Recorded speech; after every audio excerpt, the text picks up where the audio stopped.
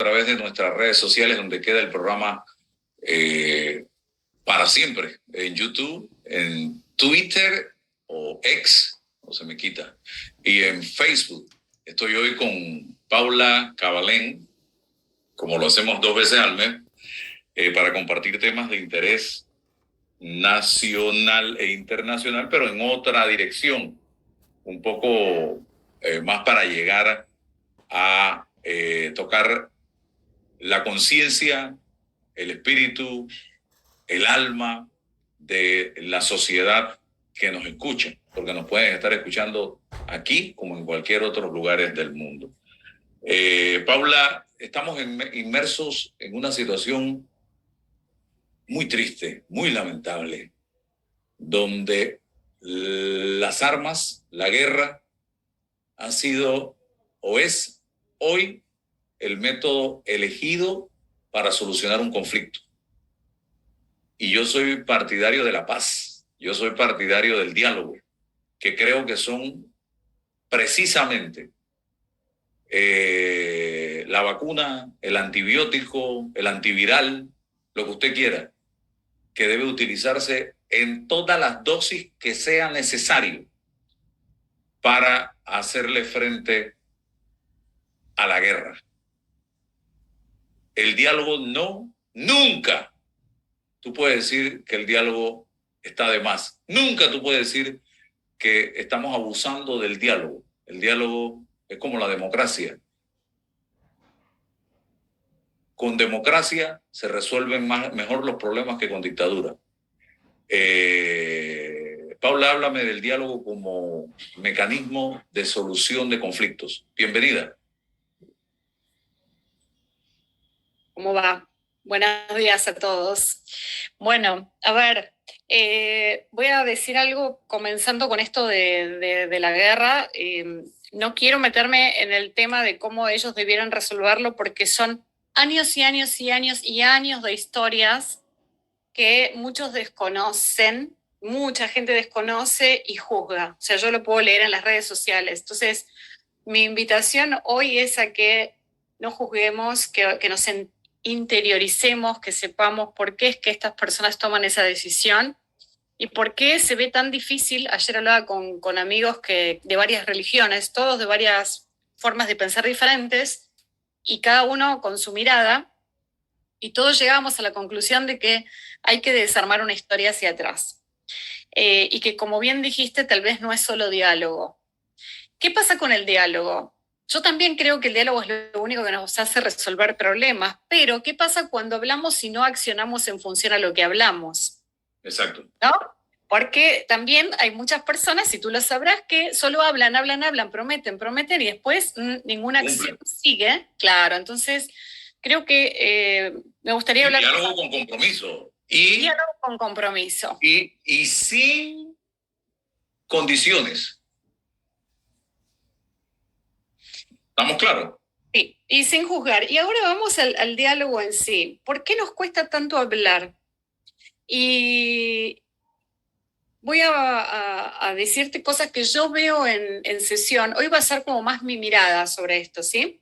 No quiero decirles cosas que si ustedes ponen qué significa hablar en inteligencia artificial, les va a tirar el concepto. A mí lo que sí me interesa es saber por qué nosotros cuando no nos podemos comunicar con otras personas cuando tenemos un conflicto, cuando hay un problema, ¿por qué nos es más fácil suponer la respuesta de la otra persona? Entonces, no nos animamos a hablar porque hablamos con nuestra mente primero. Entonces decimos, no, ¿para qué le voy a decir que me molesta tal cosa si seguro que esa persona me va a responder tal otra? Entonces, si empiezo a tener un diálogo con mi propia mente. Entonces, para poder hablar, ¿cuál es la principal condición? Adivina, si somos 2 personas y tenemos un conflicto. El conflicto es una oportunidad de poder hacer algo para resolverlo. Muchas veces es una oportunidad. Vamos a un caso hipotético estamos en una guerra, pero vamos a un hogar, una casa, 2 personas que se están llevando mal. Esta es la diaria, es de todos los días, o en la oficina. El jefe con el colaborador, entre 2 colaboradores, la secretaria con el que entró nuevo. en cualquier ambiente de la vida cotidiana hay conflicto entre las personas. Vamos a un ejemplo, cada uno que vaya a ese ejemplo. ¿Por qué nos cuesta decirle a la otra persona, sentémonos a conversar? ¿Cuál es el primer tabú que podemos tener ahí? Una creencia de lo que la otra persona va a pensar. Entonces, condición 1 para poder sentarme a resolver un problema es identificar al problema como una oportunidad de mejora. Primero tengo que poder verlo como una oportunidad. Tengo un conflicto, hay una oportunidad de que me acerque a esa persona. Ah, no me interesa la persona. Bueno, está bien, si no me interesa la persona, ¿qué me pasa a mí? Que no me interesa el otro, ¿no? Porque estamos hablando de la paz, todos salimos a opinar, pero después en nuestra propia vida no somos capaces de poner esa paz. Ya Claro. empecemos por casa, por la oficina. Entonces, primero animarnos, eliminar la creencia de que qué puede pensar el otro y animarme a pedir esa charla. Punto 1. Paso 2. ¿Qué otro sentido que tenemos, que tenemos, de hecho, 2, y hacemos, fíjate una cosa, el diálogo se hace con la boca, ¿no? Principalmente. También podemos dialogar con el cuerpo, sí. ¿Y qué tenemos 2 para poder dialogar? 2 orejas. Muy bien, el oído. Entonces, cuando estamos para dialogar, es muy importante abrir la escucha. Si yo voy a plantear un problema, tengo que después callarme y escuchar la opinión de la otra persona. Ahora, mientras yo estoy escuchando la opinión de la otra persona, ¿qué hace mi mente? Está tratando de buscar la respuesta para ver cómo la remato, ¿no? ¿Cómo hago para, bueno, a ver qué le voy a contestar? O vacío la mente. Cuando digo vacío la mente es, me pongo realmente a escuchar aunque me moleste lo que la otra persona está diciendo. Porque cuando muchas veces las personas no enfrentan una situación de conflicto porque tienen miedo a lo que vayan a escuchar. Quizás yo no quiero escuchar la respuesta del otro. No quiero escuchar lo que el otro piensa de mí. Porque tal vez sea injusto. Es posible que sea injusto. Pero tengo que poder escuchar qué es lo que la otra persona siente hacia mí. Con mente abierta, sin juzgar lo que la otra persona está diciendo. Y estar dispuesto a pedir perdón. Bien, eso viene después en el caso de que yo haya reflexionado de que eso es lo que yo tengo que hacer. Primero están los pasos de plantear la charla y decir, bueno, vamos a generar un espacio en donde yo te voy a decir lo que siento, qué es lo que pienso. Pero cuando voy a decir lo que yo siento, es muy importante ponerlo en nosotros. Decir, yo me siento de esta manera. Siento que tal cosa. Si yo planteo una charla en donde digo, Álvaro, lo que pasa es que vos me tratás mal. Ya está, la empecé mal. Yo puedo decir, Álvaro, mira, quiero conversar contigo porque en el último encuentro que tuvimos en radio no me sentí bien cuando terminó la conversación. Algo de lo que dijiste me hizo sentir mal. Y suena diferente porque lo estoy poniendo en mí. Tú puedes decir, uy, lamento, no fue mi intención haberte hecho sentir mal, tal vez tuve un mal día, entonces yo ahí te escucho. Pero si tú dices, bueno, Paula, qué susceptible que estás, ¿eh? Siempre te pasa algo. Un muro de plato. No, entonces, claro, yo no quiero hablar con Álvaro, porque cada vez que voy a hablar con Álvaro me manda alguna respuesta que yo no quiero escuchar y que critica mi personalidad. Y esa es la más, mira, en consulta de coaching organizacional y después individual, porque cuando yo trabajo con personas en forma individual, esto me lo traen a sesión. Me dicen, mira, yo no quiero decirle a mi colaborador que hace las cosas bien porque después se relaja y no trabaja bien. Entonces, claro, cortan la comunicación, que puede ser muy positiva, porque tienen miedo, suponen, la respuesta del otro. Entonces, ¿qué hacemos? Mejor me callo, no digo nada, y la otra persona siente que su jefe lo único que espera de ellos es que hagan las cosas bien todo el tiempo, que nunca se equivoquen. Entonces, más presión, presión, presión. Y dejamos de utilizar 2 de los sentidos más valiosos que tenemos, el habla y la escucha, para comunicarnos, ¿no? Nos bloqueamos. Entonces, volviendo al tema de la guerra, yo pensaba el otro día, ¿cómo puede ser? ¿Qué podemos hacer nosotros desde donde estamos? Porque en este momento no está pasando ni en Argentina donde yo vivo, ni en Panamá donde tú vives. Pero estoy segura de que todos nosotros tenemos guerras cerca nuestro. guerras entre personas, guerras entre familiares, familiares que no se hablan, amigos que se dejaron de hablar, colaboradores que se sienten maltratados por su jefe. Todos tenemos alguna situación en donde hay pequeñas guerras y en donde la solución muchas veces no es sentarse a dialogar. ¿Cómo podemos hacer nosotros para elevar la vibración? Yo siempre digo, la vibración es como el de nuestra energía. Si nosotros nos sentimos bien desde donde estamos, podemos empezar a contagiar a otras personas en nuestro camino.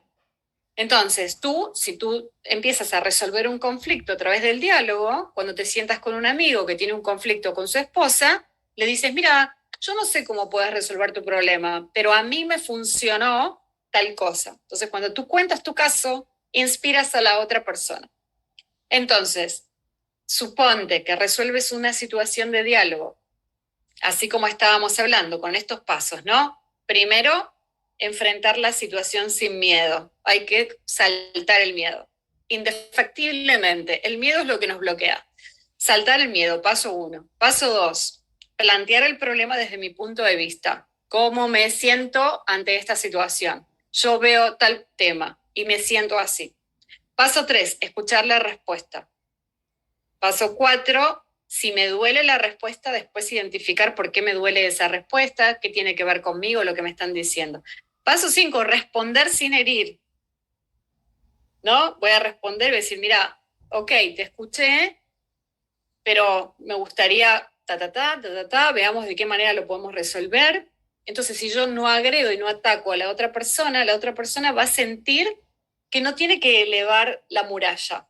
Porque los seres humanos elevamos la muralla y nos vamos separando de las personas cuando no nos animamos a hablar. Entonces ahí estoy facilitando ese diálogo.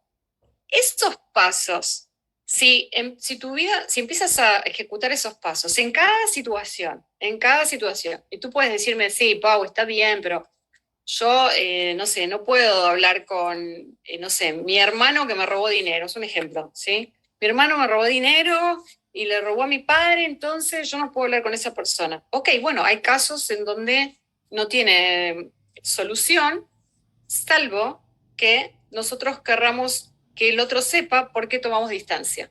Yo soy alguien que a mí siempre me gusta que el otro sepa por qué yo me aparto. O sea, en mi vida nunca dejé de hablarle a alguien por dejar de hablarle. Siempre el otro se enteró por mí qué pasó. Si se quiso hacer cargo o no, ya es problema del otro. Yo no espero una respuesta. Simplemente sí espero poder comunicar. ¿Qué me pasó a mí con eso? ¿Sí? Mira, ante esta situación me sentí engañada. No me gustó, no me gusta estar con personas en quien no confío. Y decir eso. Y el otro puede decir, ¿qué me estás tratando de mentirosa? Bueno, no te estoy tratando de mentirosa. Estoy diciendo que me sentí engañada, que no es lo mismo. No sé si me explico, ¿no? Entonces, el diálogo primero tenemos que aprender a conversar. Tenemos que entrenarnos en saber hablar. Pero hay que bajarle un poquito, un par de rayitas al ego y subirle un par de rayitas a la humildad, para empezar, cuando nos vamos a sentar en esa mesa, siento yo. Mira, 100%, yo ahora lo voy a poner en mí, siempre pongo ejemplos de los que puedo hablar. Cuando yo era más joven, no tenía la misma forma de diálogo que tengo hoy. Lo aprendí después a través de distintos cursos que fui haciendo, que fui tomando, y me fui entrenando y capacitando en cómo mejorar mi comunicación. Cuando yo mejoré mi comunicación, mejoraron mis relaciones. No necesitaba romper una relación o si tenía que despedir a alguien en un trabajo, no, lo podía hacer de otra forma, con mucha más empatía. No tenía que hacerlo enojada porque el otro no respondió. Y no tenía que sentirme atacada porque el otro no hizo las cosas como yo le pedí. Ahí había ego y había desconocimiento. Yo siempre digo que el ego, la maldad, la crueldad, en realidad es falta de conciencia. Porque si nosotros fuéramos conscientes de que de frente a nuestro hay alguien que siente y que tiene emociones y que tiene una historia personal, nosotros nos comunicaríamos diferentes con esa persona. El otro día le sugería a una clienta, ella me decía, no, es que hablar con tal persona me es muy difícil. Y yo le decía, mira, nosotros sin querer cuando hablamos con los seres humanos tocamos un botón interno de la niñez de la persona, sin querer lo hacemos. Puede ser que cuando yo me dirija a alguien, sin querer esté tocando el botón de, vamos a un caso de que alguien, no sé, yo tenga que darle un feedback a una persona en donde esa persona no hizo las cosas bien. Si yo soy cuidadosa, puedo tener en cuenta que tal vez esa persona no fue valorada en su niñez.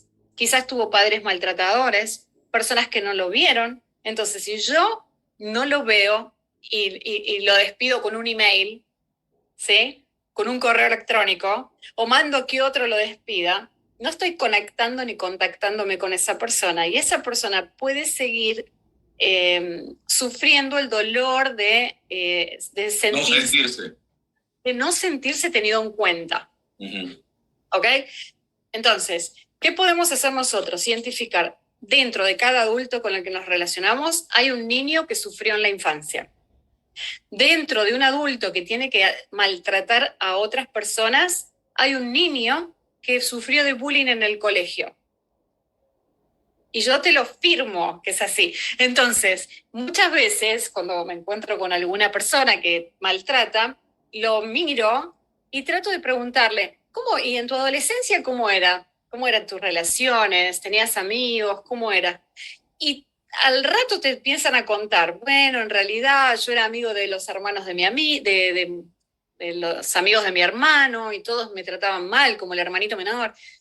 Siempre hay una historia detrás. Entonces, ¿qué podemos hacer nosotros ante situaciones de conflicto cuando no nos animamos a hablar con alguien? Que nos genera como una imagen así muy poderosa. Pensar, detrás de esa persona hay un niño indefenso. Y ese maltratador contagia ese maltrato a las generaciones que vienen detrás de él, a sus hijos. Y claro, el hijo ve eso como algo normal y se lo transmite a los de él. Y ahí se va creando una cadena que es difícil de fracturar si uno no toma la decisión de fracturarla. Así se crea la cultura. Así se crea la cultura en el hogar y así se crea la cultura corporativa y así se crea la cultura en sí. Cuando nosotros queremos cambiar una cultura en nuestro hogar, nosotros podemos empezar, aunque nuestros hijos estén grandes, a hacer ese cambio. Y si queremos cambiar la cultura organizacional, la cultura en el negocio que tenemos, también tenemos que empezar desde nosotros, primero de nosotros, identificando que cuando hay personas que maltratan y tienen un ego muy alto, ¿sí? Es porque se sienten muy chiquitos detrás. O sea, al revés de lo que se ve, detrás hay un gatito indefenso. Entonces, el miedo puede ser que haga que las personas tomen decisiones equivocadas. Vamos un ratito a la guerra, ¿sí? El miedo es lo que hizo que después haya respuestas más fuertes todavía. El dolor que se generó, la necesidad de responder de la misma forma, hace que eso escale y se ponga más fuerte, ¿sí? Y eso es lo que sucede entre los seres humanos. Me sentí herida, me dijo algo que no me gustó, entonces ahí voy a ir a juntar todo el material que tengo para tirárselo. Entonces ahí tenemos la utilización de esta metodología de comunicación para destruir en vez de para crear. Claro. Y es una forma que heredamos y es una forma que tenemos que ir disolviendo, aunque sea en nuestra vida personal. ¿Por qué? Porque yo siempre digo, cuando me doy cuenta de que la vida es efímera y mañana puede terminar mi vida, o mañana dentro de un rato puede terminar mi vida, yo no tengo ganas de acumular conflictos. Si algo me genera dolor, trato de identificarlo, si lo puedo resolver bien, y si no, me corro y lo dejo, pero no lo acumulo. Porque si no, eso se hacen cargas pesadas. Entonces, volviendo al diálogo. Para dialogar, primero tengo que dialogar conmigo para identificar cómo me siento. El otro día me dijiste, fui a una meditación. Bueno, eso es una buena forma de dialogar con uno. Primero, ¿cómo te sentís? ¿Qué es lo que te está molestando el día de hoy? Segundo, si tengo un tema puntual con alguien, es pedir esa charla. Me gustaría conversar contigo. ¿Por qué tema? Un tema que en este momento me está perturbando. Siempre lo ponemos en nosotros. Y después, sin juzgar nada de lo que vayamos a escuchar, pensando que detrás de esa persona hay un niño que tuvo que crecer con armadura, con máscara, con una estructura que lo hace ser quien estamos viendo, pero que esa persona que estamos viendo detrás seguramente tiene dolor y cosas no resueltas. Y, y a partir de ahí, después de eso, tomar alguna decisión de cómo seguimos. Pero mi propuesta para estos días, cuando tiraste el tema del diálogo, es hagamos desde nuestro hogar lo que podamos para poner paz en esos pequeños espacios, en donde hoy tengo conflicto, ya sea porque me callé, porque no dije lo que necesitaba, porque no expresé, porque supuse y, y bueno, desde ese lugar creo que podemos hacer una contribución grande a esto que está pasando. No, definitivamente, y creo que es importante también ponerse de lado y lado, no tomar partido en este momento en cuanto a los seres humanos que están sufriendo producto de esta situación, porque comenzamos a señalar, cuando hablamos del pueblo de Palestina, es una cosa, y cuando hablamos de Hamas, es otra cosa totalmente diferente. Y yo lo decía ayer con el representante de la embajada con que tuvimos la oportunidad de conversar en este programa, que no confundamos una cosa con la otra. El mismo pueblo palestino, que son más de 2 millones de personas que residen en una franja como Gaza, que es una de las regiones más superpobladas y hacinadas del planeta. Ese lugar, imagínense, 2 millones, y no recuerdo si eran 230 kilómetros cuadrados donde viven hacinada esa gente. Creo que es el tamaño de la superficie de Gaza. Han sido secuestradas por Hamas, que es el grupo armado, terrorista, que a punta de armas y de meter miedo, como decíamos, el miedo, tiene a esta gente secuestrada, gente que quiere ser libre, gente que quiere tener la posibilidad que tenemos nosotros, de vivir en un mundo tranquilos. Ellos no pueden, ese pueblo no puede. Entonces los toman de escudo esta gente de Hamas frente a esa obsesión que tienen en estos momentos de acabar con los judíos, y la gente de Israel ha respondido ante esos ataques del sábado pasado, donde les mataron a un montón de gente. Entonces ahí viene el que fue primero, el huevo o la gallina, porque tampoco podemos remontar esta crisis a lo que pasó el sábado.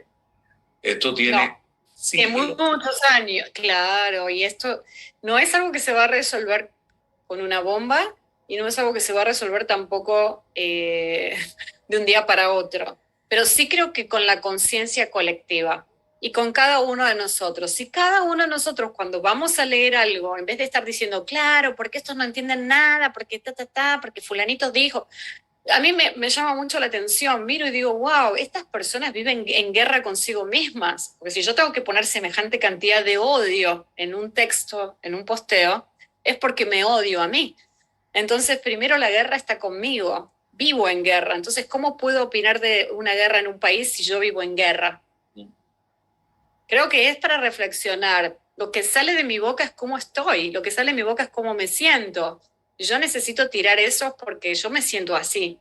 Entonces, ¿por qué no armamos paz interna primero?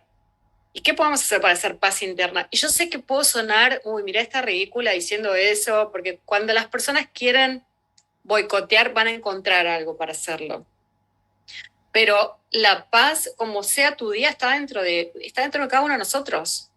Entonces yo puedo estar observando con mucho dolor. Yo tengo amigos en Israel, ¿sí? Tengo amigos, o sea, gente con la que trabajé, con la que trabajo, que viven allá, que están sufriendo, que todos los días están enterrando amigos. Y a mí no me parece que esto sea un tema de religión. A mí me parece que esto es un tema de ser humano. O sea, a mí no se me ocurre pensar, ay, pero es judío, no es judío. No se me ocurre pensar eso. Se me ocurre pensar, esta persona está enterrando a su amigo, a su pariente. ¿Qué pasaría si a mí me pasa? ¿Por qué ponemos el foco en eso, no? ¿Por qué no ponemos el foco en cómo nosotros podemos agradecer lo que tenemos, elevar la vibración, digo, con gratitud, con que no nos está pasando esto en este momento, con que tenemos la suerte de poder compartir con la familia, con amigos, sentirnos bien, no estar enfermos, y, y, y, y desde nuestro lugar poder mandar esa buena energía para los demás y ponernos a disposición? ¿Cómo puedo ayudar? ¿No? ¿Cómo puedo ayudar? ¿Qué puedo hacer para ayudar al mundo desde mi lugar? Eso es mi humilde opinión, que de humilde no tiene nada en realidad, porque en realidad realmente pienso eso, ¿ok? Pienso eso y no voy a convencer a nadie, pero si cada uno de nosotros nos sentimos bien, no hay manera de que querramos hacerle mal a alguien. No hay manera, no tendríamos ganas de hacerlo. Y ese niño, esa mujer, ese hombre, ese joven, ese anciano que ha muerto en ese territorio de Israel, o ese niño, esa mujer, ese anciano, ese hombre, ese joven que ha muerto en el lado de Gaza, son seres humanos. Son seres humanos que no merecen, inocentes, que no merecen esto que les está pasando. Por conflictos históricos que son simple y sencillamente irracionales. Ese es mi punto. Llamar a una guerra, guerra santa. ¿Eso qué es? Morir o matar en nombre de Dios. ¿Eso qué es?